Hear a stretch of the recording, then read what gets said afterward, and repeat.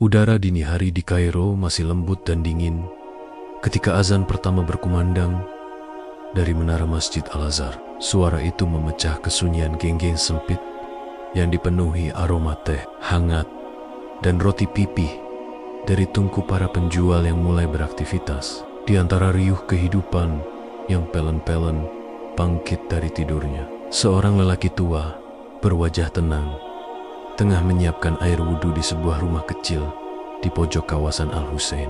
Dialah Syekh Mustafa Al-Mahdi, ulama yang dikenal bukan karena pidato yang mengguncang atau kekuasaan yang besar, tetapi karena keteduhan wajah dan kelembutan tutur katanya. Mustafa berusia sekitar 60 tahun, namun langkahnya masih tegap. Rambutnya telah memutih sebagian dan janggutnya tersusun rapi. Setiap gerak tubuhnya terasa seperti bagian dari ibadah perlahan, penuh makna, tidak tergesa. Ia mengenakan jubah putih sederhana dan surban lusuh yang sudah menemaninya sejak masa mudanya di Universitas Al-Azhar. Rumahnya sempit, hanya terdiri dari 2 kamar dan sebuah ruang kecil untuk menerima tamu. Namun, di setiap sudutnya terasa suasana ilmu dan ketenangan. Rak kayu tua penuh kitab klasik berbahasa Arab dan Persia. Aroma kertas lama berpadu dengan harum minyak misik yang lembut. Setelah menunaikan salat subuh di masjid, Mustafa duduk lama di sajadahnya. Jendela masjid yang terbuka memperlihatkan langit Kairo yang mulai berwarna keemasan, pertanda fajar benar-benar datang. Ia tidak pernah terburu-buru meninggalkan masjid setelah salat berjamaah. Baginya, waktu antara subuh dan terbit matahari adalah waktu yang paling suci saat hati manusia berada paling dekat dengan Tuannya. Tangannya terangkat perlahan, suaranya bergetar rendah, membaca doa yang sama setiap pagi.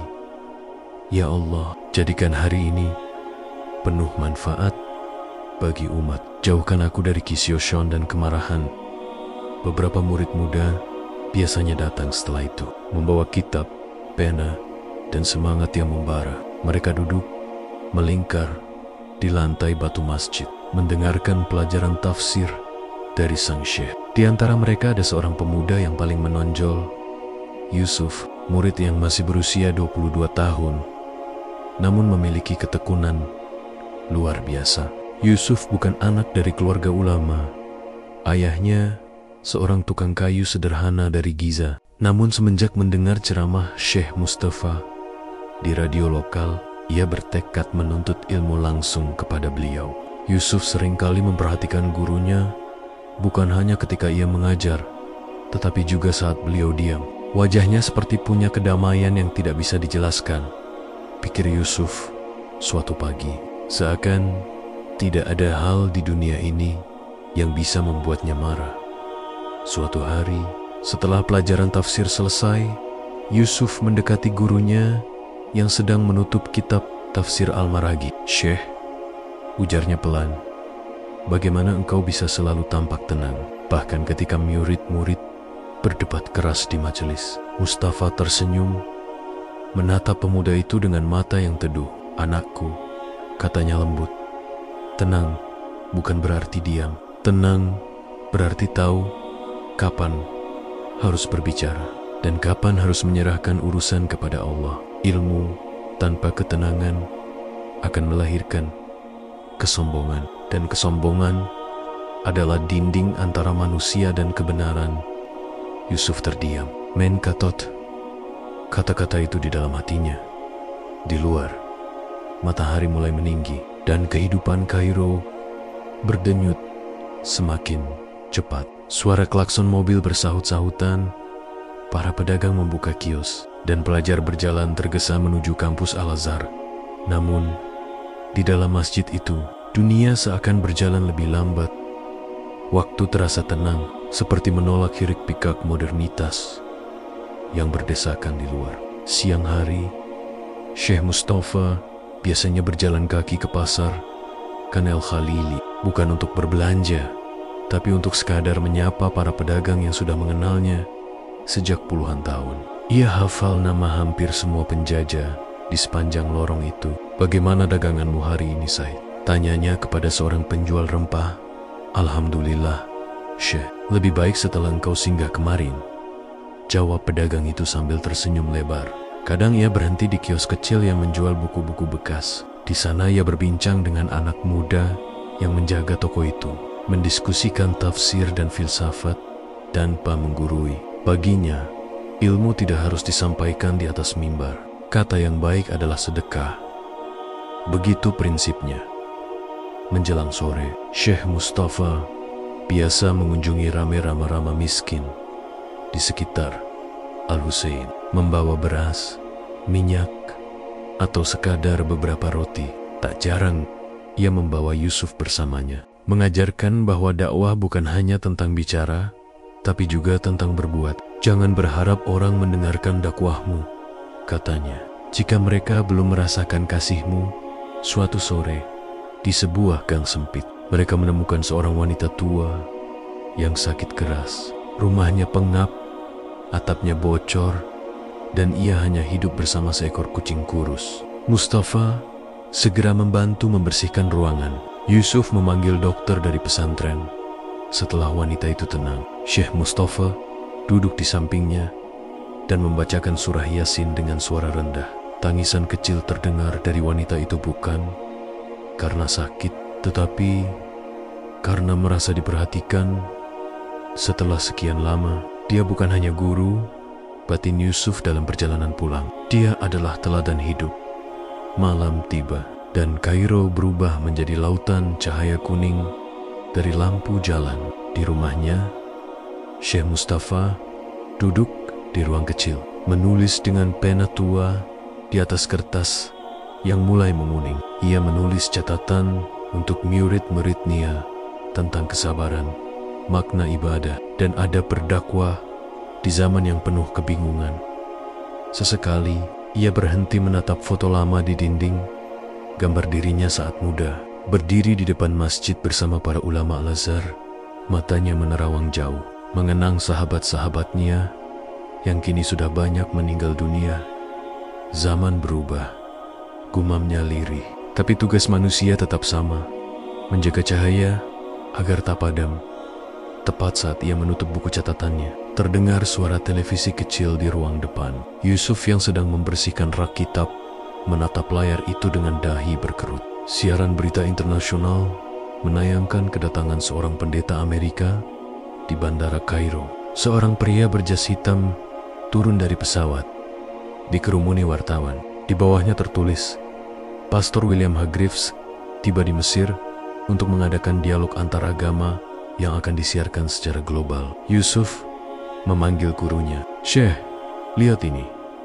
Ada pendeta besar dari Amerika yang katanya ingin berdialog tentang agama." Mustafa berjalan mendekat, menatap layar dengan ekspresi datar. Ia tidak terkejut, tapi juga tidak acuh. "Dunia memang haus perdebatan," katanya pelan, "tapi sedikit yang haus kebenaran." Yusuf menatap gurunya, seolah ingin bertanya lebih jauh. Namun Mustafa sudah melangkah ke arah jendela. Dari sana, ia memandangi langit malam Kairo yang bertabur cahaya lampu dan gemintang. "Mungkin," ujarnya lirih, "akan ada ujian besar bagi hati kita semua." Dan malam itu, angin gurun berhembus lembut melewati atap rumah kecil itu, membawa bisikan halus yang seolah menandai awal dari sesuatu yang akan mengubah segalanya. Angin malam Kairo masih berembus lembut saat Syekh Mustafa menatap langit dari jendela rumahnya. Bisikan lembut dalam hatinya malam itu belum sirna. Ia merasa ada sesuatu yang besar sedang mendekat, sesuatu yang akan menguji bukan hanya dirinya, tetapi juga hati banyak orang. Sementara di kejauhan, lampu Bandara Internasional Kairo masih menyala terang, menyambut kedatangan tamu asing yang namanya mulai ramai dibicarakan, Pastor William R. Graves. Pesawat dari New York mendarat dengan gemuruh mesin yang memecah keheningan malam. Di antara kerumunan penumpang yang turun, tampak sosok pria berperawakan tinggi dengan rambut pirang keabu-abuan, jas hitamnya rapi, dasinya merah menyala, dan senyum tipis tersungging di bibirnya. Ia melambaikan tangan ke arah kamera yang menyorotnya. Sementara para wartawan berdesakan di sekelilingnya.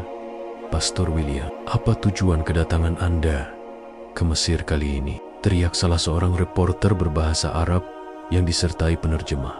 William tersenyum dan menjawab dengan suara yang tegas namun penuh kepastian, "Saya datang untuk membawa terang kasih Tuhan ke tanah ini. Dunia harus tahu bahwa kebenaran tidak memiliki batas wilayah." Ucapan itu disambut kilatan kamera yang tak henti-hentinya menyala. Ia melangkah keluar dari terminal dengan langkah mantap, diikuti beberapa orang asistennya dan rombongan dari lembaga keagamaan internasional.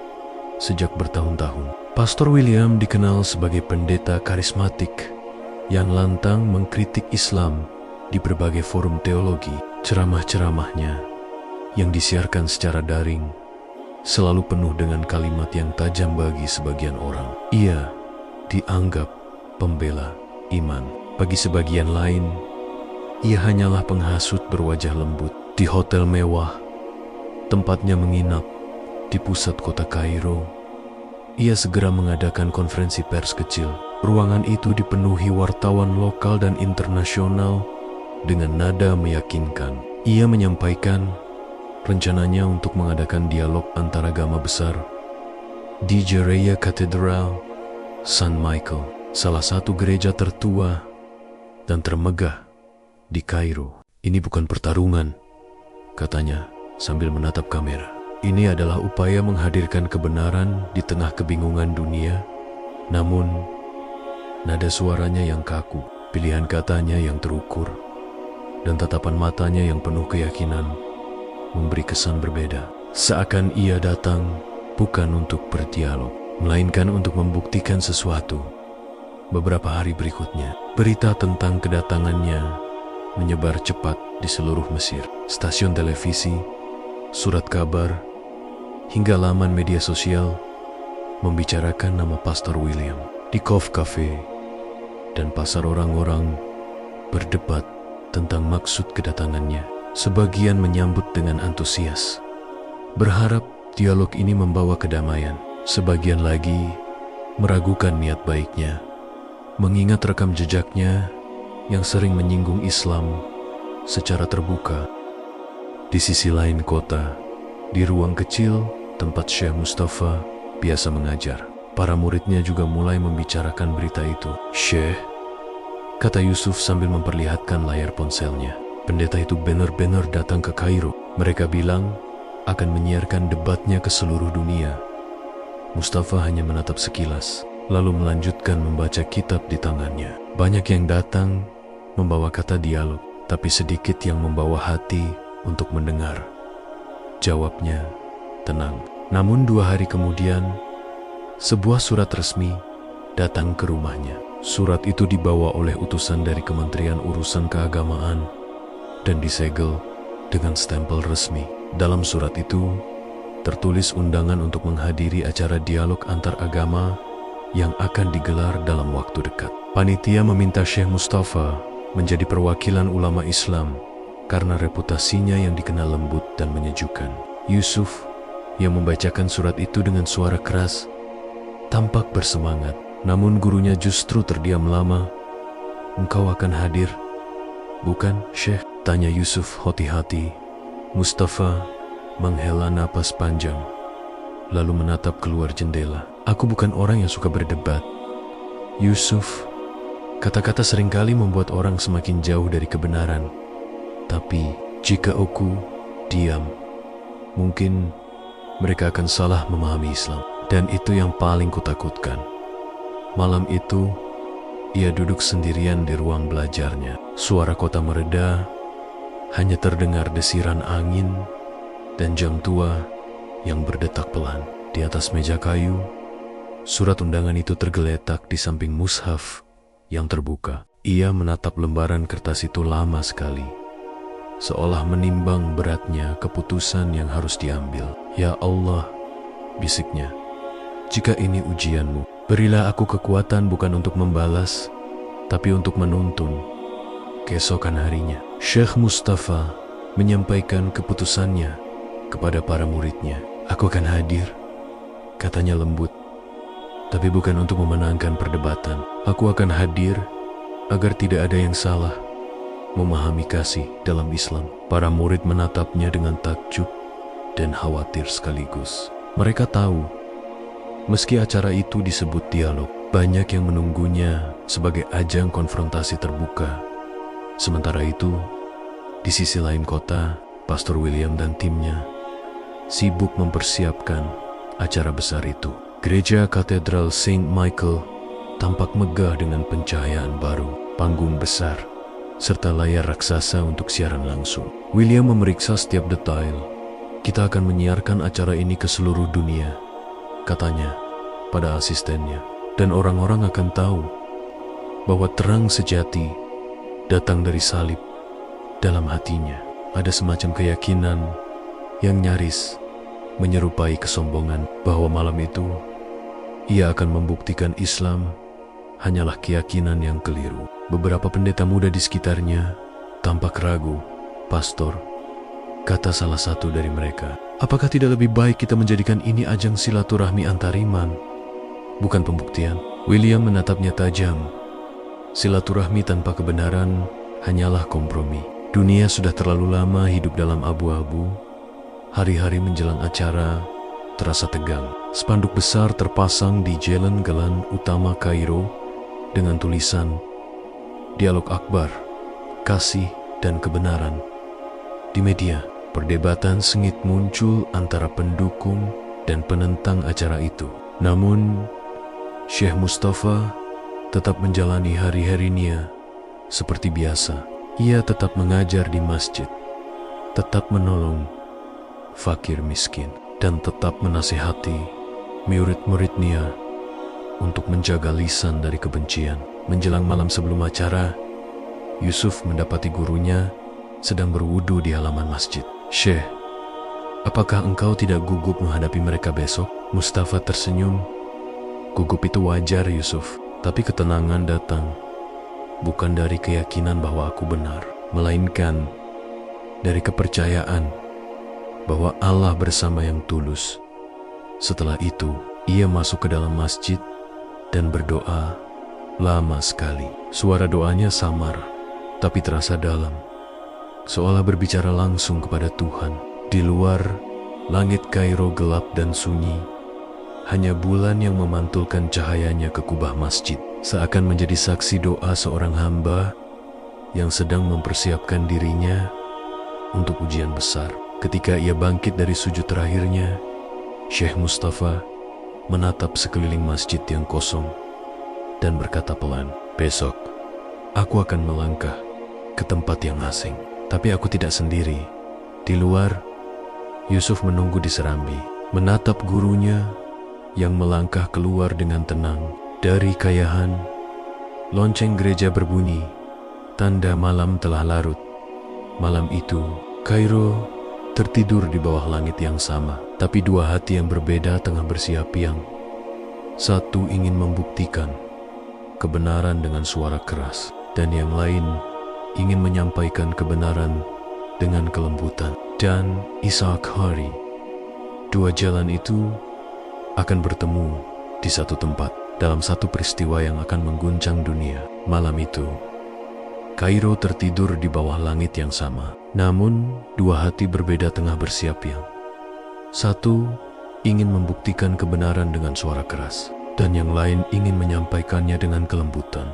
Dan ketika fajar datang, hari yang dinanti banyak orang pun akhirnya tiba. Di seluruh penjuru kota, spanduk besar bergambar dua sosok Pastor William Hargreaves dan Syekh Mustafa Al-Mahdi terpampang di jalan-jalan utama. Tulisan besar di bawahnya berbunyi, "Dialog Akbar, Pertarungan Akidah di Katedral Saint Michael." Media menggempur publik dengan pemberitaan berjam-jam.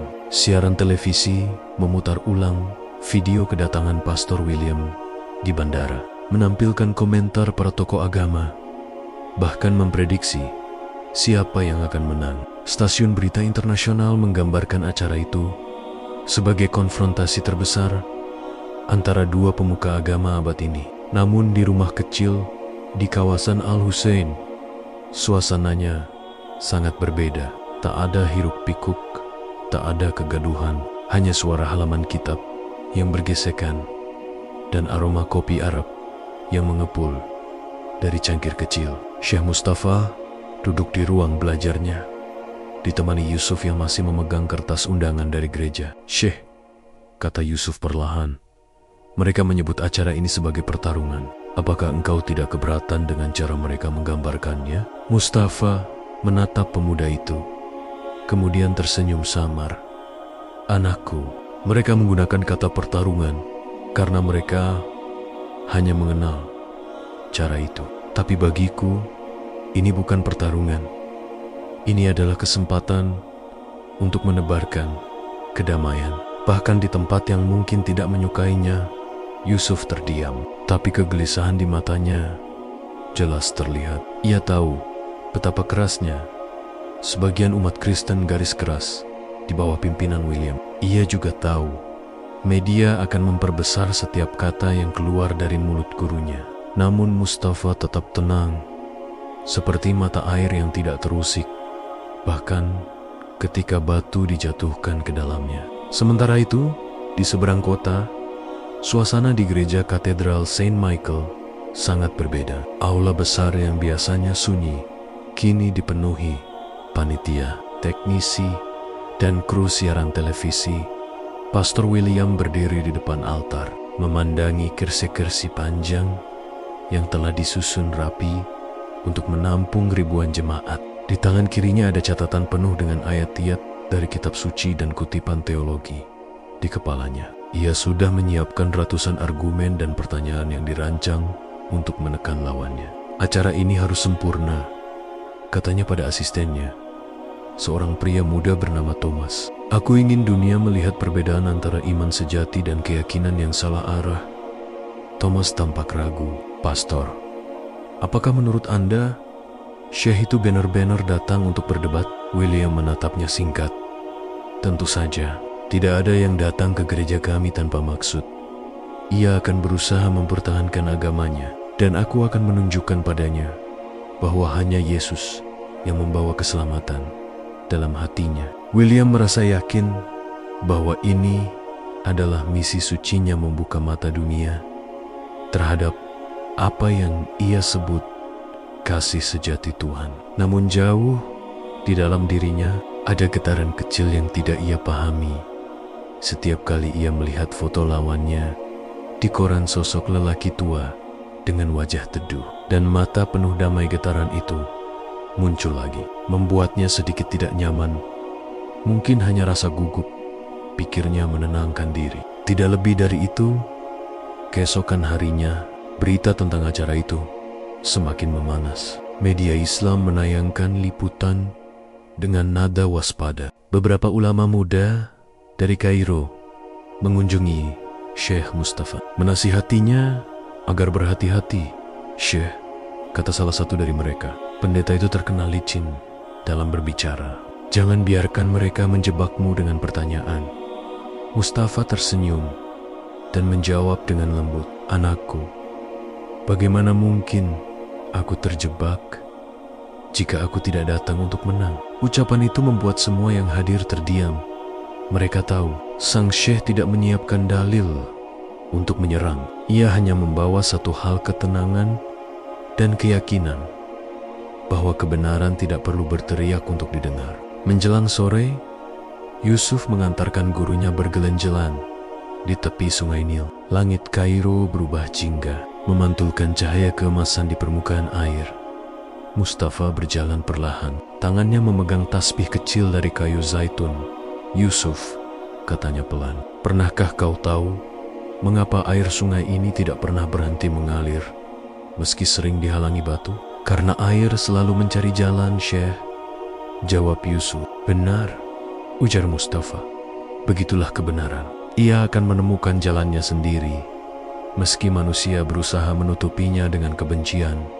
Sementara itu, di hotel tempat William menginap, suasananya jauh lebih sibuk. Ia mengadakan pertemuan tertutup dengan beberapa tokoh gereja besar. Di meja panjang yang dipenuhi dokumen dan catatan, mereka menyusun strategi komunikasi. Kita harus membuatnya kehilangan pijakan, kata salah satu penasihatnya. Tanyakan tentang konsep dosa dan keselamatan. Itu titik lemahnya. William mendengarkan dengan kepala menunduk. Namun, pikirannya tidak sepenuhnya di sana. Entah kenapa, ia mulai merasa bahwa semua ini bukan sekadar acara debat. Ada sesuatu yang lebih besar dari sekadar memenangkan argumen. Tapi egonya masih menolak perasaan itu. Malam hari menjelang dan suasana di seluruh Kairo terasa berbeda. Di kafe-kafe, orang-orang memperdebatkan topik ini dengan hangat. Di masjid, para jamaah mendoakan Syekh Mustafa agar diberi ketenangan dan keberanian. Di gereja-gereja, jemaat berdoa agar Pastor William diberi kekuatan untuk menyampaikan kebenaran. Dua keyakinan, dua doa naik ke langit yang sama. Di rumah kecilnya, Mustafa berwudu lalu duduk di atas sajadah. Yusuf menyiapkan segelas air hangat dan meletakkannya di meja. "Syekh," katanya, "besok seluruh dunia akan menontonmu." Mustafa menatap Yusuf dengan mata lembut. "Kalau dunia ingin menonton, biarlah mereka melihat, bukan diriku, tapi Islam yang penuh kasih." Ia kemudian memejamkan mata, membaca doa dengan suara pelan namun jelas. "Ya Allah, berilah aku lidah yang lembut seperti air, hati yang tenang seperti bumi, dan kesabaran seperti langit yang tak pernah membalas panasnya matahari." Sementara di gereja Saint Michael, William berdiri di depan cermin, menatap bayangannya sendiri. Ia menata dasinya, memperbaiki rambutnya, dan berkata dalam hati, "Besok aku akan membuka mata mereka. Aku akan membuat dunia sadar siapa Tuhan yang sesungguhnya." Tapi di balik keyakinan itu, hatinya berdebar aneh perasaan yang tak mampu ia jelaskan. Malam itu, Kairo tertidur dalam ketegangan yang sunyi. Di dua tempat yang berbeda, dua sosok berdoa kepada Tuhan yang sama dengan cara yang berbeda. Satu meminta kekuatan untuk menyampaikan kasih, satu meminta kekuatan untuk menaklukkan. Dan ketika lonceng gereja berdentang tepat tengah malam, udara Kairo terasa berat, seolah menunggu sesuatu yang besar akan segera terjadi. Udara Kairo pagi itu terasa berat, seolah menyimpan rahasia besar yang belum ingin dibocorkan. Lonceng gereja Saint Michael berdentang pelan di kejauhan, menandai datangnya hari yang telah dinantikan seluruh dunia. Dari layar televisi hingga siaran langsung internet, semua orang menatap satu titik katedral Saint Michael, tempat dua sosok besar akan bertemu, bukan untuk berperang dengan senjata, melainkan dengan kata dan keyakinan. Di jalanan sekitar gereja, ribuan orang memadati area yang dijaga ketat oleh aparat keamanan. Kamera dari berbagai negara berjejer seperti barisan mata yang tak berkedip. Spanduk besar bergambar wajah Pastor William Hargreaves dan Syekh Mustafa Al-Mahdi terbentang di atas pintu utama gereja, dihiasi tulisan tebal berwarna emas. Dialog antariman, menemukan kebenaran. Namun, sebagian media menambahkan tajuk mereka sendiri, pertarungan keyakinan di jantung Kairo. Dari kejauhan, iring-iringan kecil melaju perlahan. Mobil hitam sederhana berhenti di depan gereja.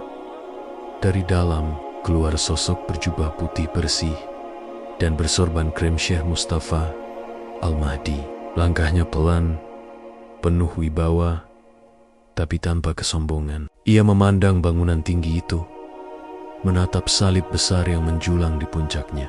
Wajahnya tidak menunjukkan ragu, hanya ketenangan yang dalam, seolah hatinya sudah berdamai dengan segala kemungkinan yang akan terjadi. "Syekh, kita sudah sampai," bisik Yusuf yang mendampinginya. Mustafa mengangguk pelan.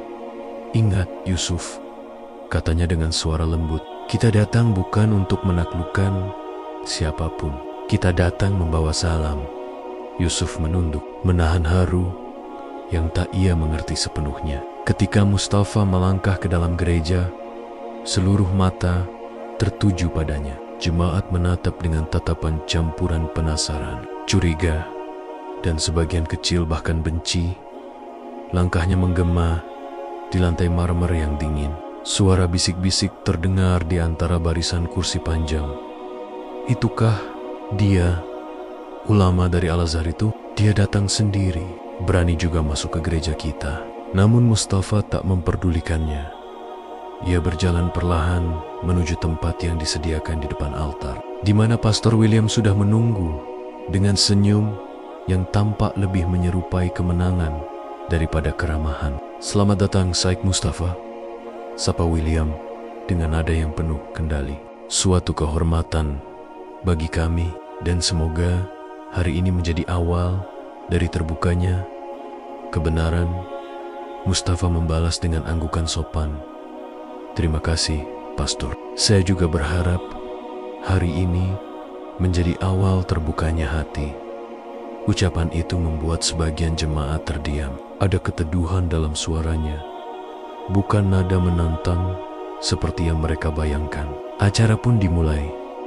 Lampu sorot diarahkan kedua tokoh itu. Kamera menyorot dari berbagai sisi. Moderator memperkenalkan keduanya, menjelaskan bahwa dialog ini adalah bentuk saling memahami antar agama.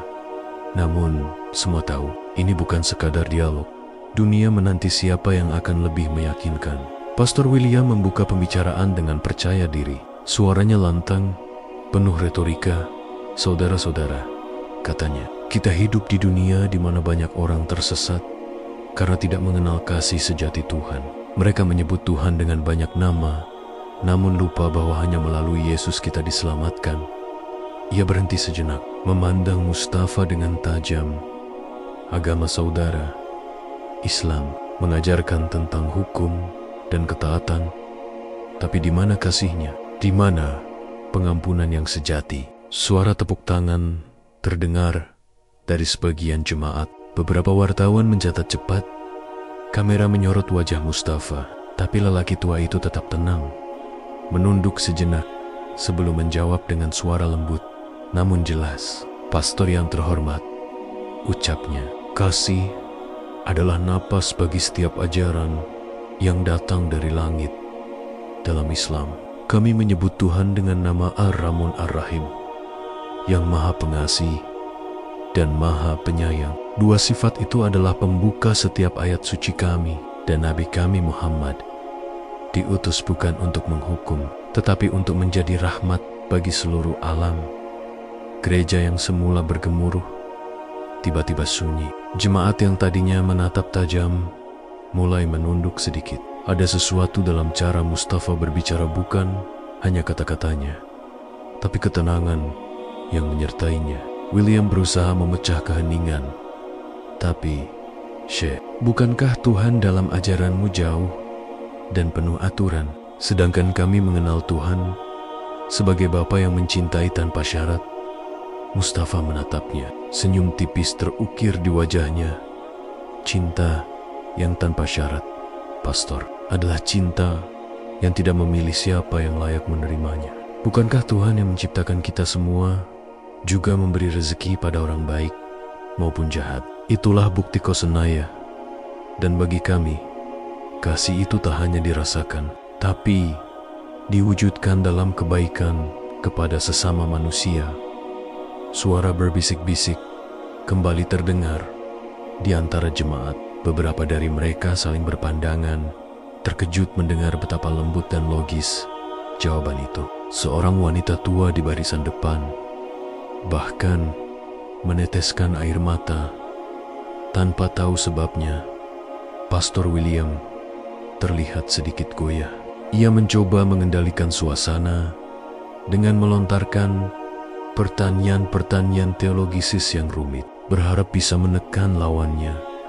Tapi setiap kali Mustafa menjawab dengan tenang dan sederhana, tanpa nada menyerang. Ia tidak berusaha membantah dengan keras, melainkan menjelaskan dengan cahaya lembut. Ketika William berkata, "Kami percaya Yesus adalah Tuhan karena Ia mengorbankan diri untuk manusia. Mustafa menjawab dengan kalimat yang membuat seluruh gereja terdiam. Pengorbanan sejati bukanlah ketika seseorang ingin diakui sebagai Tuhan, melainkan ketika ia ingin membawa manusia kembali kepada Tuhan. Kata-kata itu seperti menembus udara, sunyi, menguasai ruangan beberapa saat. Boken, kamera berhenti bergerak. Dalam diam itu, hanya suara detak jam besar di dinding gereja yang terdengar jelas. Mustafa lalu melanjutkan dengan nada lembut, "Kami, umat Islam, menghormati Isa Al-Masih, Yesus, sebagai nabi yang suci, yang lahir tanpa dosa dan penuh mukjizat. Kami mencintainya sebagaimana kami mencintai semua nabi, tapi kami tidak menyembahnya, karena kami tahu kasih sejati itu datang dari Allah yang mengutusnya." Beberapa jemaat menunduk. Ada yang menggenggam salib di dada mereka dengan bingung. Wajah Pastor William menegang. Ia tidak menyangka lawannya akan menjawab dengan keteduhan seperti itu, tanpa sedikit pun kemarahan atau pembelaan agresif. Di kursi belakang, Yusuf yang duduk bersama panitia Muslim menahan napas. Hatinya bergetar. Ia menyadari bahwa apa yang dibawa gurunya hari itu bukan argumen, melainkan cahaya yang menenangkan hati. Acara berlanjut hingga menjelang sore. Moderator mencoba menutup sesi dengan ucapan terima kasih kepada kedua tokoh, tapi suasana gereja masih sunyi. Tak ada tepuk tangan seperti sebelumnya. Jemaat tampak tenggelam dalam pikiran masing-masing ketika Syekh Mustafa bangkit hendak pergi. Seorang anak kecil dari barisan depan berlari menghampirinya, membawa setangkai bunga putih. "Untuk Anda, Syekh," katanya polos. "Anda bicara dengan damai." Mustafa tersenyum lembut, menerima bunga itu dan mengelus kepala sang anak. "Terima kasih, Nak. Damai itu dari Tuhan. Semoga Ia memberimu hatinya." Di belakang panggung, William berdiri diam, menatap punggung lelaki itu yang berjalan menjauh. Di dalam hatinya, ada sesuatu yang bergetar perasaan yang belum pernah ia rasakan dalam setiap debat yang pernah dimenangkannya. Sore itu, matahari Kairo memantulkan sinar keemasan di jendela besar gereja. Dan di antara cahaya itu, dua sosok terlihat begitu kontras. Satu berdiri dalam kebanggaan yang mulai goyah, dan satu berjalan pergi dalam ketenangan yang semakin kuat. Dan di udara yang sunyi itu, untuk pertama kalinya, Katedral Saint Michael terasa seperti tempat yang sedang belajar arti sejati dari kedamaian. Katedral Saint Michael masih dipenuhi cahaya senja ketika suasana mulai memanas. Jemaat yang sejak tadi menahan napas kini bergolak. Sebagian bersorak, sebagian lain berbisik penuh amarah. Kalimat terakhir Syekh Mustafa yang lembut namun menembus hati membuat banyak orang merenung. Tapi bagi Pastor William Hargreaves, kata-kata itu terdengar seperti tantangan yang tak bisa ia biarkan begitu saja. Ia berdiri tegak di depan altar, matanya menatap tajam ke arah Mustafa yang masih duduk tenang. Dalam hatinya, ada pergolakan yang sulit ia kendalikan antara rasa kagum dan ego yang terus berteriak untuk menang. Tidak, batinnya bergemuruh. Aku tidak boleh kalah di hadapan dunia. Aku tidak boleh kalah dari dia. Dengan langkah cepat, William kembali mendekati podium. Suaranya menggema keras, memecah keheningan. "Saudara-saudara," serunya, "jangan tertipu oleh kata-kata manis. Damai tanpa kebenaran adalah kebohongan. Hanya Yesus yang menyelamatkan. Bukan hukum, bukan nabi, bukan ritual. Dan hari ini aku akan buktikan." Sorak-sorai memenuhi aula besar itu. Sebagian jemaat berdiri, mengangkat tangan, meneriakkan amin dengan suara lantang. Suasana gereja berubah menjadi lautan emosi. Para wartawan berebut mengambil gambar, sementara kamera televisi menyorot wajah William yang penuh semangat, nyaris terbakar oleh keyakinannya sendiri. Namun di tengah keramaian itu, Syekh Mustafa tetap diam. Ia tidak menunduk karena takut, tidak juga menatap balik dengan amarah. Ia hanya mengamati dengan sorot mata lembut yang membuat sebagian penonton justru semakin penasaran. Bagaimana mungkin seseorang tetap setenang itu di tengah tekanan sebesar ini? William menatapnya lagi. Kali ini dengan nada penuh tantangan. "Syekh Mustafa," ujarnya dengan suara menekan, "kau bicara tentang kasih dan kedamaian, tapi katakan padaku, apakah kau berani mengakui di hadapan semua orang di sini bahwa Yesus adalah Tuhan? Katakanlah sekarang, jika kau benar." Gereja tiba-tiba hening. Semua mata tertuju pada Mustafa. Beberapa wartawan mencondongkan tubuh ke depan, menanti reaksi. Jemaat yang tadi berteriak kini menahan napas. Bahkan suara lonceng kecil dari kejauhan terdengar jelas di tengah keheningan itu. Yusuf yang duduk di barisan belakang mengepalkan tangannya. "Ya Allah," gumamnya, "berilah kekuatan pada guruku." William melangkah lebih dekat. Suaranya meninggi. "Katakanlah, akuilah bahwa Yesus adalah Tuhan, dan tunjukkan bahwa hatimu terbuka untuk kebenaran. Atau kau akan memperlihatkan kepada dunia bahwa agamamu buta dan beku." Nada itu menusuk telinga banyak orang. Tapi Mustafa tidak menjawab. Ia hanya memandang pendeta itu dengan sorot mata penuh kasih sayang. Sebuah pandangan yang bukan menantang, melainkan seolah memaafkan, bahkan sebelum disakiti. Kemudian, perlahan, Mustafa berdiri.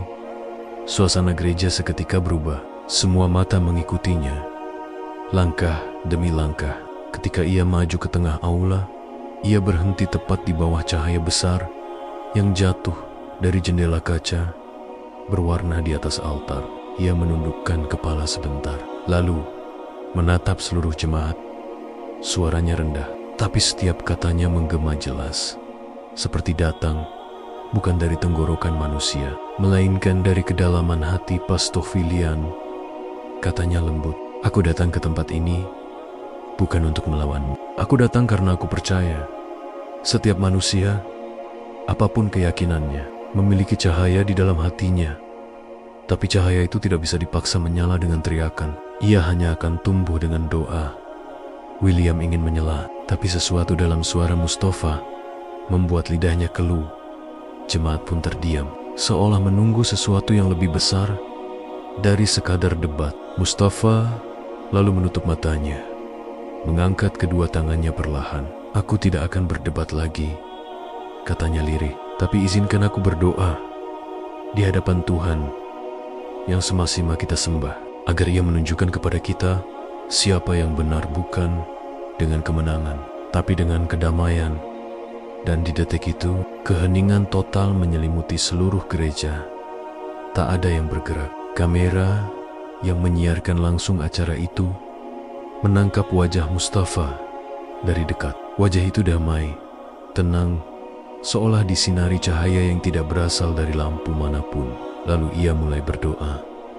Suaranya nyaris seperti bisikan, tapi setiap kata terdengar jelas di seluruh ruangan. "Ya Allah, Engkau yang Maha mengetahui isi hati kami. Jika kami benar, teguhkanlah kami dalam kebenaran. Dan jika kami salah, tunjukkanlah jalan-Mu dengan rahmat, bukan murka. Jadikanlah pertemuan ini bukan medan kebencian, tapi taman hidayah. Dan lembutkanlah hati siapapun yang mendengarkan doa ini, agar ia mengenal-Mu bukan dengan kebanggaan, tapi dengan cinta." Kalimat terakhir keluar begitu lembut, hingga sebagian jemaat meneteskan air mata.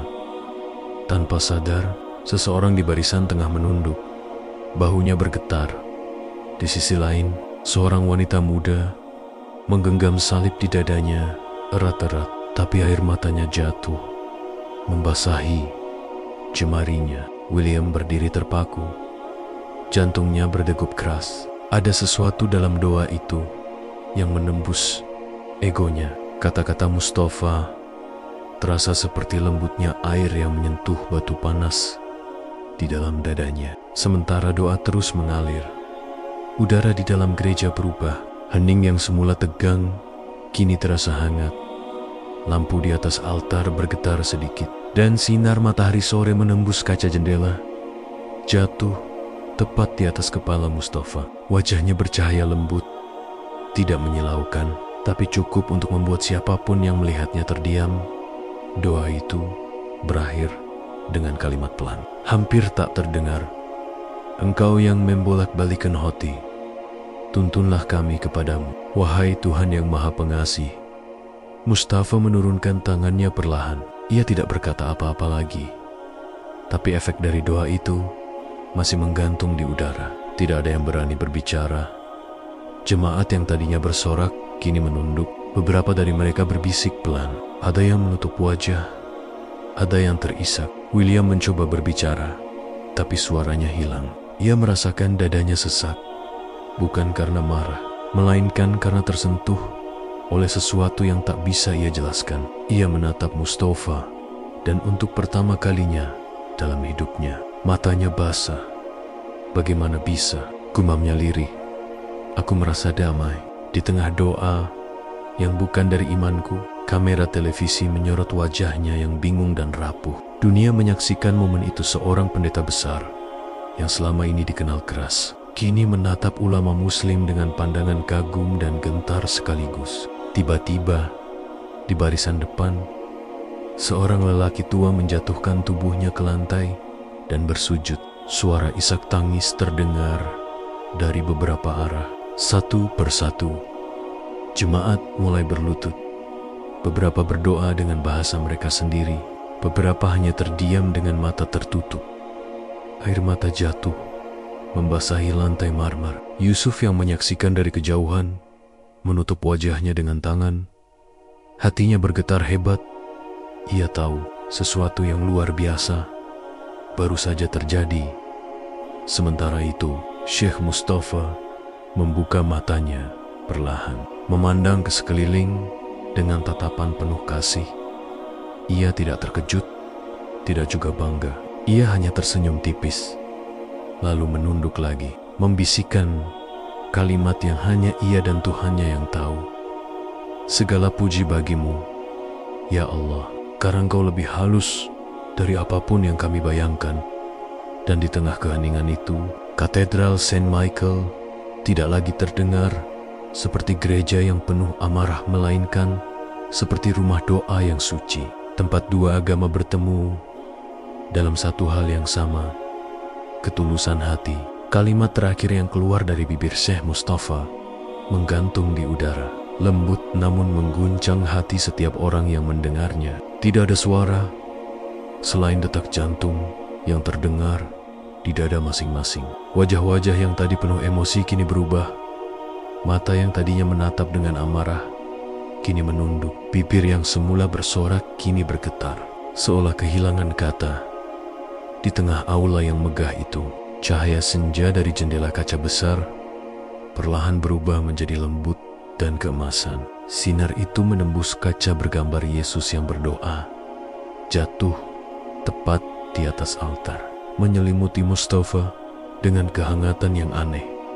Bukan seperti pantulan cahaya biasa, tapi seperti napas kehidupan yang turun dari langit. Jemaat masih diam. Lalu, dari satu sudut terdengar suara tangis seorang perempuan. Ia menutup wajahnya dengan tangan. Bahunya bergetar. Tangis itu disusul oleh suara lelaki yang berbisik lirih di sebelahnya. Aku merasa seperti baru pertama kali mengenal Tuhan. Beberapa orang yang duduk di barisan depan berlutut perlahan, menundukkan kepala ke lantai. Mereka tidak tahu kenapa mereka melakukannya. Hanya saja hati mereka terasa sangat berat, seperti ada sesuatu yang menekan dada. Lalu tiba-tiba meledak menjadi keharuan. Udara di dalam gereja berubah. Ada aroma lembut, seperti bunga yang baru mekar. Padahal tidak ada bunga di altar saat itu. Orang-orang mulai menatap sekeliling. Beberapa menatap langit-langit, dan mereka melihat sesuatu yang membuat napas mereka tertahan. Cahaya lembut berputar di atas altar, seolah membentuk lingkaran halus. Tidak terlalu terang, tapi cukup untuk membuat siapapun terpaku. Kamera yang menyiarkan siaran langsung menangkap momen itu, dan di layar kaca, ribuan rumah di seluruh dunia Orang-orang menyaksikan sesuatu yang tak bisa dijelaskan dengan logika. Pastor William berdiri terpaku. Ia memandangi pemandangan itu dengan wajah pucat.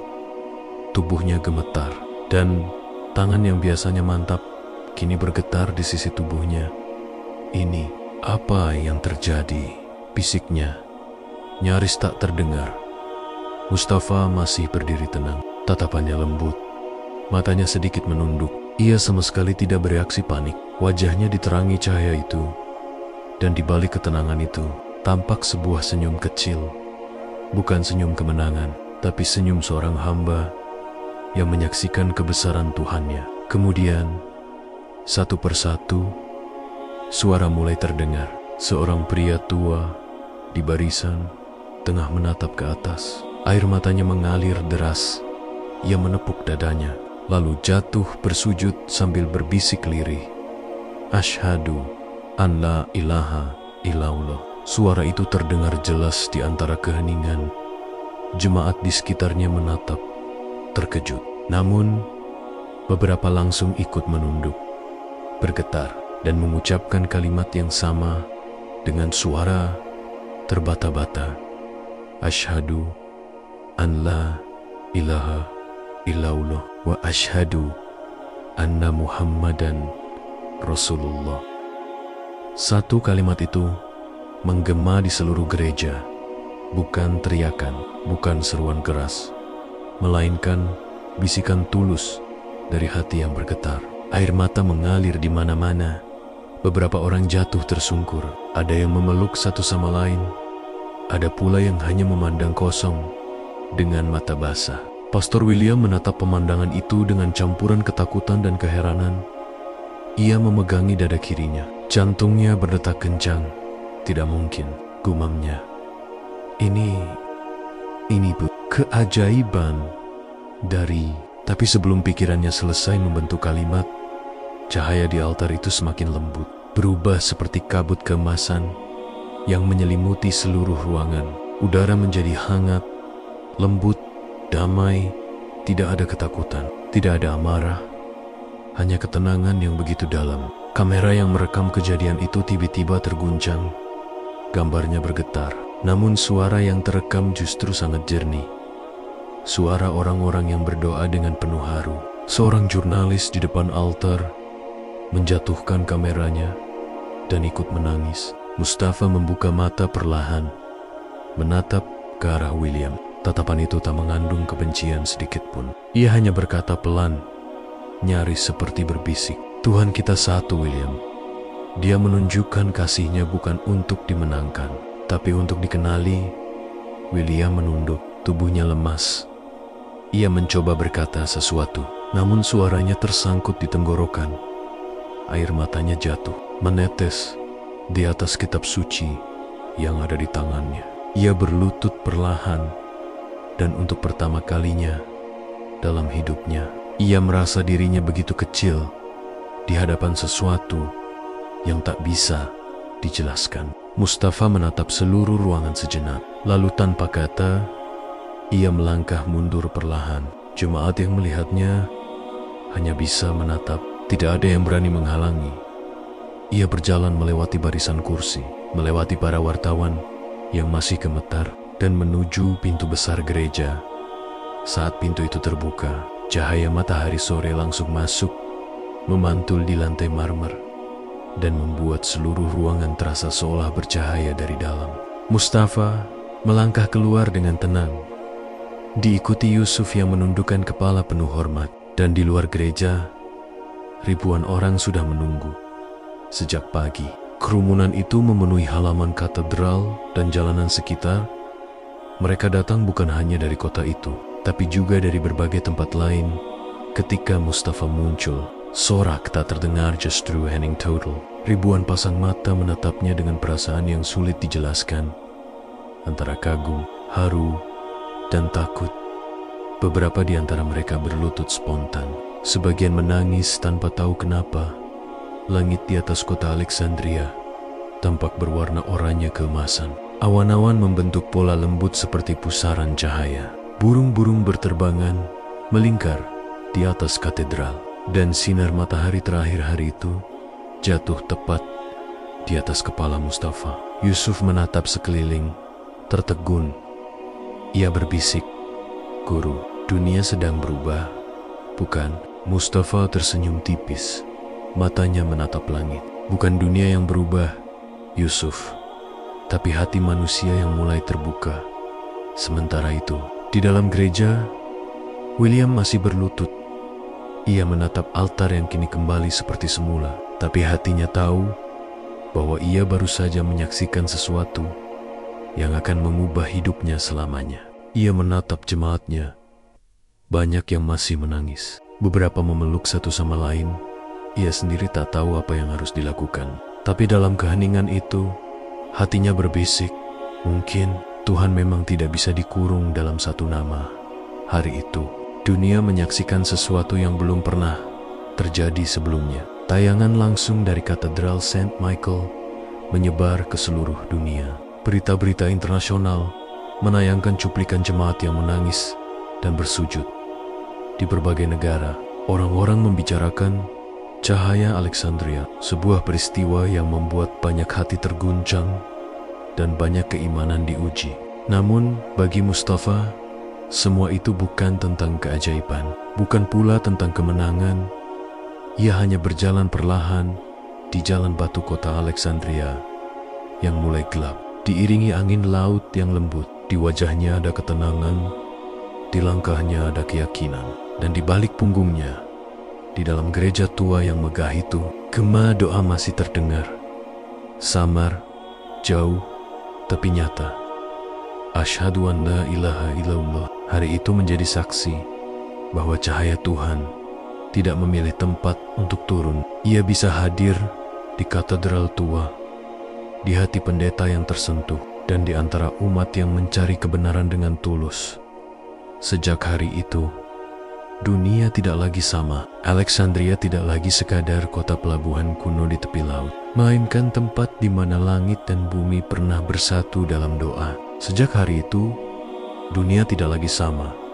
Alexandria menjadi pusat perhatian dunia, dan nama Pastor William Hargreaves muncul di setiap siaran berita. Namun di balik gemerlap pemberitaan, di balik jutaan mata yang menatapnya dari layar televisi, William memilih diam. Ia menghilang dari publik, meninggalkan gereja, meninggalkan kota, bahkan meninggalkan kehidupannya yang selama ini dipenuhi kebanggaan dan tepuk tangan. Malam setelah peristiwa di Katedral Saint Michael, William duduk sendirian di kamar kecil di rumah pastoran tua yang dulu begitu ramai. Kini tempat itu sepi, dingin, dan hanya diterangi cahaya lampu minyak yang berkelip. Jemaatnya tidak datang lagi. Telepon dari gereja pusat di Amerika terus berdering, namun tak pernah ia angkat. Semua pesan berisi hal yang sama. "Kau telah mempermalukan gereja." Namun William tidak marah. Ia hanya diam, menatap salib di dinding dengan pandangan kosong. "Apakah ini benar-benar kehendak Tuhan?" bisiknya pelan. Selama puluhan tahun, ia berdiri di mimbar dengan keyakinan mutlak bahwa hanya melalui imannya, manusia bisa diselamatkan. Ia berkhotbah dengan penuh semangat, membela ajaran yang diyakininya tanpa sedikit pun keraguan. Namun malam itu, malam ketika ia menyaksikan jemaatnya bersujud dan mengucap kalimat yang bahkan belum pernah ia pahami artinya, seluruh keyakinan itu hancur seperti kaca pecah. Beberapa hari kemudian, William memutuskan untuk meninggalkan Alexandria. Ia pergi tanpa tujuan, membawa hanya satu koper kecil berisi pakaian dan beberapa buku, termasuk sebuah kitab suci yang ia simpan di dalam saku mantel. Ia menumpang kereta menuju selatan, ke daerah Luxor, kota yang jauh dari hiruk-pikuk dunia modern. Di sana, ia menyewa kamar di rumah sederhana milik seorang pria tua bernama Abdul Rahman, yang tidak tahu siapa dirinya sebenarnya. Hari-hari di Luxor berjalan lambat. William banyak menghabiskan waktu di tepi sungai Nil, memandangi air yang mengalir tenang di bawah sinar matahari. Ia mulai merenung, bukan tentang apa yang telah ia lakukan, tetapi tentang mengapa ia melakukannya. Setiap kali mengingat wajah Syekh Mustafa di gereja, tatapan tenangnya, senyum lembutnya, dan doa yang begitu sederhana, namun mengguncang jiwa. Dada William terasa sesak. Ia bukan hanya kalah dalam debat, melainkan dikalahkan oleh sesuatu yang jauh lebih besar. Kedamaian. Suatu sore, Abdul Rahman datang membawa secangkir teh dan duduk di sampingnya. "Engkau bukan orang Mesir," katanya dengan logat lembut. William tersenyum kecil. "Tidak, aku dari Amerika. Orang asing jarang datang ke sini. Biasanya mereka hanya ingin melihat kuil-kuil kuno. Tapi engkau hanya duduk diam di tepi sungai setiap hari." William menatap jauh ke arah air. "Aku sedang mencari sesuatu, Tuan Abdul." "Dan apa itu?" William terdiam lama. Kebenaran, Abdul Rahman tidak bertanya lagi. Ia hanya tersenyum dan berkata, "Kalau begitu, semoga sungai ini membawanya padamu." Malamnya, ketika semua orang sudah tertidur, William membuka koper tuanya. Di antara pakaian lusuhnya, ia menemukan sesuatu yang tidak ia sadari sebelumnya. Sebuah Al-Quran, terjemahan bahasa Inggris, yang entah sejak kapan ada di sana. Mungkin seseorang meninggalkannya di gereja dulu, atau mungkin seorang murid memberikannya bertahun-tahun lalu. Ia tak ingat. Dengan rasa ingin tahu yang belum pernah ia rasakan seumur hidup, ia membuka halaman pertama. "In the name of Allah, the most gracious, the most merciful." William membaca dengan lambat. Setiap kata terasa berat, namun lembut. Ia membaca tentang rahmat, tentang kasih sayang, tentang pengampunan. Hal-hal yang selalu ia khutbahkan. Tapi kini terasa berbeda. Kata-kata itu tidak memerintah, tidak memaksa. Mereka mengalir seperti air, menembus hati tanpa kekerasan. Malam demi malam, ia terus membaca. Semakin jauh ia membaca, semakin dalam ia merasa tenggelam. Ia menemukan bahwa nama Yesus Isa Al-Masih disebut dengan penuh hormat dalam kitab itu, bukan sebagai Tuhan, tapi sebagai utusan yang membawa cinta dan kedamaian. Ia membaca ayat tentang Maryam, tentang mukjizat kelahiran, tentang wahyu, dan di setiap kalimatnya, ia merasakan sesuatu yang sama, ketulusan. Beberapa minggu berlalu, William jarang keluar rumah. Ia hanya membaca, menulis catatan kecil, dan terkadang menangis dalam diam. Ia mulai memahami bahwa mungkin selama ini ia terlalu sibuk membuktikan kebenaran hingga lupa merasakan kebenaran itu sendiri. Hingga pada suatu malam, ketika bulan purnama menggantung di langit Luxor, ia tertidur di atas sajadah kecil yang ia temukan di rumah itu. Dalam tidurnya, ia bermimpi. Ia berjalan di padang pasir yang luas. Di bawah cahaya bulan yang lembut, angin berhembus pelan, membawa aroma bunga. Di kejauhan, ia melihat sosok berpakaian putih berdiri menunggunya. Wajahnya bercahaya, lembut, dan penuh kasih. William melangkah mendekat, dan ketika jarak mereka tinggal beberapa langkah, sosok itu tersenyum. "Saudaraku," kata suara itu. Suaranya dalam, menenangkan, dan terasa begitu nyata. William menatapnya dengan mata berkaca-kaca. "Siapa kau?" Sosok itu menatapnya lama lalu menjawab, "Aku adalah dia yang dulu kau khotbahkan, tapi belum kau kenali." "Apakah Yesus?" Sosok itu tersenyum. "Aku hanyalah hamba-Nya, seperti engkau. Pergilah dan temukan kedamaian dalam menyebut nama Tuhan yang Esa." Lalu cahaya di sekelilingnya semakin terang hingga William tak bisa melihat apapun. Ia terbangun dengan napas tersengal dan air mata mengalir deras di pipinya. Jantungnya berdetak cepat, tapi hatinya tenang. Untuk pertama kalinya dalam hidupnya, ia merasa benar-benar damai. Pagi itu, ia berjalan keluar rumah, menyusuri jalan kecil menuju sungai. Ia berdiri di tepi air, menatap pantulan wajahnya di permukaan yang bergetar lembut. Dengan tangan gemetar, ia berbisik, "El, Il, Ha, Il, Ol, Ha." Kata-kata itu keluar tanpa paksaan. Ia tidak memikirkan apa yang akan dikatakan dunia, tidak memikirkan reputasi, tidak memikirkan masa lalu. Ia hanya tahu bahwa hatinya telah menemukan rumah. Beberapa hari kemudian, William menulis surat panjang yang ia titipkan pada Abdul Rahman. Surat itu berisi pengakuan sederhana bahwa selama ini ia terlalu sombong untuk melihat cahaya yang begitu jelas di depannya, bahwa kedamaian sejati tidak datang dari kemenangan dalam debat, tapi dari penyerahan diri sepenuhnya kepada kebenaran. Dan di akhir suratnya, ia menulis satu kalimat pendek tapi penuh makna. Aku tidak lagi mencari Tuhan di mimbar tinggi, karena kini aku menemukannya di dalam hatiku sendiri. Malam itu, ia sujud di atas pasir di tepi sungai Nil, menengadahkan tangan, dan untuk pertama kalinya menyebut nama Allah dengan keyakinan yang bulat. Langit Luxor bersih, bintang-bintang berkelip, dan di antara desir angin gurun terdengar gema halus, seolah semesta turut berbisik menyambut lahirnya jiwa baru. Sejak malam itu, William tidak lagi dikenal sebagai pendeta. Dunia mungkin melupakannya, tapi Tuhan tidak. Ia hidup sederhana di kota tua itu, mengajar anak-anak, membaca, membantu fakir miskin. Dan setiap kali azan berkumandang, ia tersenyum, karena hatinya tahu ia akhirnya pulang. Sejak malam itu, di tepi sungai Nil, kehidupan William berubah sepenuhnya. Ia bukan lagi pendeta yang berdiri di mimbar tinggi dengan suara lantang dan jubah megah. Kini, ia hanyalah seorang lelaki sederhana yang berjalan di antara pasar dan ganggeng sempit Luxor, membantu siapapun yang membutuhkan tanpa pamrih. Setiap hari, ia belajar hal-hal kecil yang selama ini ia abaikan.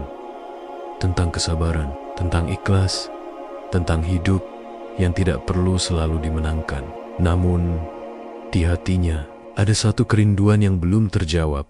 Pertemuan dengan Syekh Mustafa Al-Mahdi, lelaki yang tanpa marah, tanpa debat, telah menyalakan cahaya dalam dirinya. Ia sering memandangi arah utara ke arah Kiro, sambil bertanya dalam doa, apakah aku akan bertemu dengannya lagi ya Allah? Musim berganti, sungai Nil kembali pasang, langit Mesir menjadi lebih hangat. Dan pada suatu pagi, setelah salat subuh, di musala kecil dekat rumah, William, kini dengan nama yang ia pilih sendiri, Bilal Hargreaves, memutuskan untuk berangkat ke Kairo. Ia merasa ada panggilan yang lembut, bukan dari suara manusia, tapi dari dalam hatinya sendiri.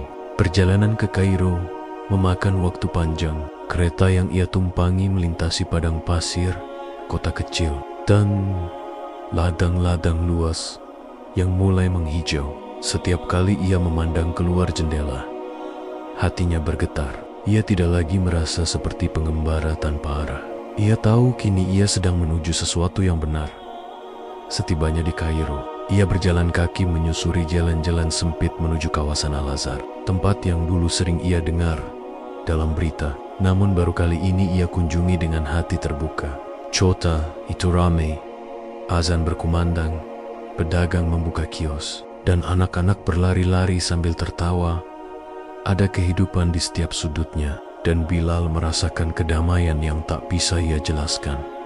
Di ujung jalan kecil, ia melihat sebuah masjid tua dengan kubah berwarna pasir dan menara rendah. Di depan pintu masjid, beberapa lelaki tua duduk sambil membaca mushaf, dan di dalamnya terdengar suara lembut seseorang yang sedang mengajar. Bilal berdiri di ambang pintu, menatap ke dalam. Di sana, di mimbar kecil yang sederhana, berdirilah Syekh Mustafa Al-Mahdi. Wajahnya masih sama seperti yang ia lihat di gereja beberapa bulan lalu. Tenang, lembut, dan penuh cahaya. Ia sedang menjelaskan tafsir ayat tentang rahmat Allah, dan suaranya mengalun begitu damai. Bilal tak bisa menahan air matanya. Ia menunduk, takut kalau perasaannya akan menumpah ruah di depan banyak orang. Ia menunggu hingga majelis usai, lalu perlahan melangkah maju ketika jamaah mulai bubar satu persatu, Mustafa menatapnya lama. Di wajahnya ada keterkejutan yang berubah menjadi senyum. "Engkau," katanya pelan, seolah tak percaya pada apa yang ia lihat. "Engkau datang kembali." Bilal menunduk, suaranya bergetar. "Aku tidak pernah pergi, Syekh. Hatiku hanya tersesat untuk sementara." Mustafa menatapnya penuh kasih. Ia mempersilakan Bilal duduk di hadapannya. Beberapa murid yang masih tinggal di dalam masjid memperhatikan dari jauh dengan rasa ingin tahu. Wajah lelaki asing itu berbeda. Matanya dalam, penuh air, dan senyumnya tulus. "Namamu masih William?" tanya Mustafa lembut. "Tidak lagi," jawabnya sambil tersenyum kecil. "Aku memilih nama yang pernah kupelajari dari sejarah Islam, Bilal. Karena aku juga ingin menyeru kebenaran, tapi dengan suara yang berasal dari hati, bukan dari kesombongan." Syekh Mustafa menunduk, matanya berkaca-kaca. Ia tahu ini bukan sekadar perubahan nama. Ini adalah kebangkitan jiwa. Beberapa saat kemudian, suasana di masjid hening. Angin lembut berhembus melalui pintu yang terbuka, membawa aroma pasir dan melati. Bilal menatap ke arah mimbar, lalu berbalik kepada Mustafa. "Syekh," katanya pelan, "aku datang hari ini bukan untuk berdialog, tapi untuk bersaksi." Suara itu membuat para murid tertegun. Mustafa menatapnya dengan tenang, lalu mengangguk. "Jika begitu, bicaralah dengan hatimu, bukan dengan lidahmu." Bilal menutup mata sejenak, menarik napas panjang. Ia meletakkan kedua tangannya di dada, lalu dengan suara lirih yang bergetar, ia mengucapkan kalimat yang telah lama menunggu di dalam dirinya. "Asyhadu an la ilaha illallah wa asyhadu anna Muhammadan Rasulullah." Air mata menetes dari matanya, jatuh ke lantai masjid yang dingin. Suaranya bergema pelan di ruangan kecil itu, dan entah kenapa udara di sekitarnya terasa hangat, damai, dan begitu hidup. Syekh Mustafa bangkit perlahan, lalu mendekat dan memeluknya erat. "Selamat datang, saudaraku Bilal," bisik. "Kau telah kembali pada cahaya yang sama yang dulu kau tolak, tapi lihatlah, cahaya itu tetap menunggumu tanpa padam." Bilal menangis di pelukan Mustafa, seperti anak kecil yang akhirnya menemukan rumah setelah perjalanan panjang dan melelahkan. Ia merasa seluruh beban hidupnya luruh seketika. Beberapa murid ikut menitikan air mata. Mereka menyaksikan sesuatu yang langka. Bukan sekadar seseorang berpindah keyakinan, tapi jiwa yang lahir kembali. Hari itu, Bilal tidak berbicara banyak.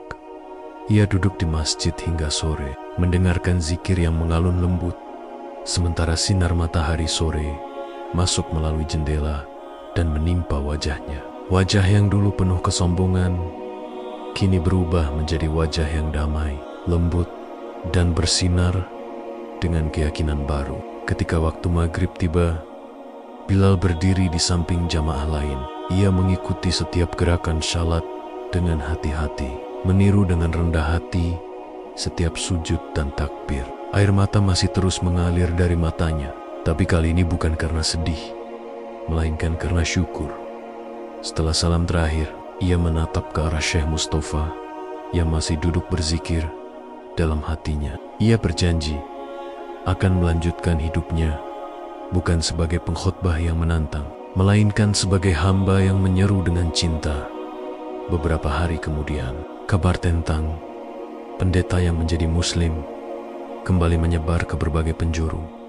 Tapi Bilal tidak peduli. Ia menolak wawancara, menolak publisitas, bahkan menolak dijadikan simbol. Ia hanya ingin menjadi bagian kecil dari umat yang beribadah dengan tenang di bawah langit Mesir. Suatu malam, ia dan Syekh Mustafa duduk di halaman masjid, menatap bintang-bintang. Mustafa berkata pelan, "Kau tahu Bilal, kebenaran itu tidak butuh paksaan. Ia hanya menunggu hati yang bersedia mendengarnya." Bilal tersenyum, menatap ke langit yang luas. "Dan aku telah mendengarnya, Syekh, dengan seluruh hatiku. Angin malam berhembus lembut, menggoyangkan dedaunan pohon kurma di halaman dari keohan. Azan Isya berkumandang, memecah kesunyian dengan keindahan yang sulit dijelaskan. Bilal menunduk, meneteskan air mata terakhir malam itu. Air mata bahagia. Ia tahu perjalanannya belum selesai. Tapi kali ini langkahnya tidak lagi sendiri. Ia berjalan dalam cahaya yang dulu datang dari gereja, melewati padang pasir, menyentuh sungai Nil, dan akhirnya berlabuh di hatinya. Dan dalam keheningan malam Kairo yang damai itu, hanya satu kalimat yang menggema dalam hatinya, lembut tapi pasti. Kebenaran tidak butuh paksaan. Ia hanya menunggu hati yang bersedia mendengarnya. Cahaya itu akhirnya kembali, bukan ke langit, bukan ke mimbar, tetapi ke tempat yang seharusnya, ke dalam hati manusia.